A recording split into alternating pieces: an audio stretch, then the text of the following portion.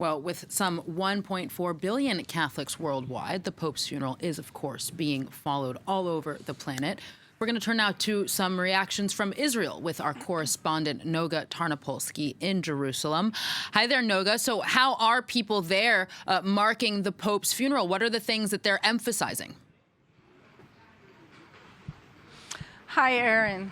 Well, I think what's being emphasized here, I think, is the close relationship between Pope Francis and the local Christian communities, that while a real minority, both in Israel and in Palestine, about 2% of the population, consider themselves, as Pope Francis referred to them, the Mother Church, the original hearth of the Christian church on earth.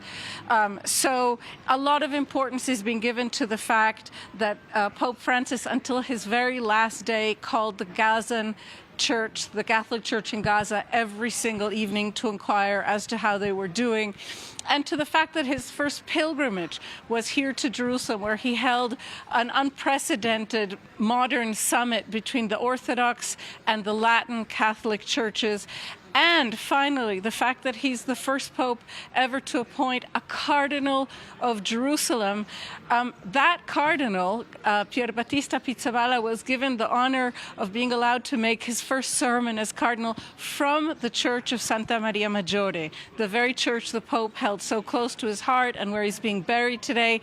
And this cardinal is surrounded by quite a bit of buzz in Jerusalem and around the world today as a possible successor to the Pope. I just want to quickly read you a few lines from Iska Harani, a professor of religious history here in Jerusalem, who said that she feels two parallel prayers. On the one hand, towards Pizzaballa, Francis's appointment as cardinal, she says, "Please return to us a diligent, committed, honest, and fearless leader we need." And then her second prayer, "Stay in Rome to lead a Catholic world with diligence, commitment, and courage."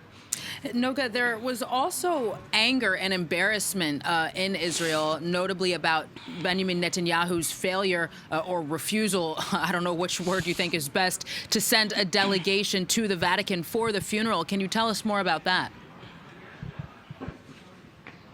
Yes, I would say deep embarrassment and a lot of anger. That's right. In fact, on this Saturday that is quite quiet news-wise in Israel, all of the headlines, all of the Israeli TV channels are covering the funeral of Pope Francis live, and you have all of the headlines making note of the fact that the Israeli government's decision to boycott this funeral, apparently due to pressure from Prime Minister Netanyahu's extremist Jewish supremacist ministers, has brought, and I'm quoting now from a letter by retired diplomats, a mark of shame upon this Israeli government and its leader. And there have been numerous and continuous expressions of condolence from civil society groups in Israel, including the Forum of Hostages families, who feel that the Pope went out of his way to help them during the last devastating year and a half.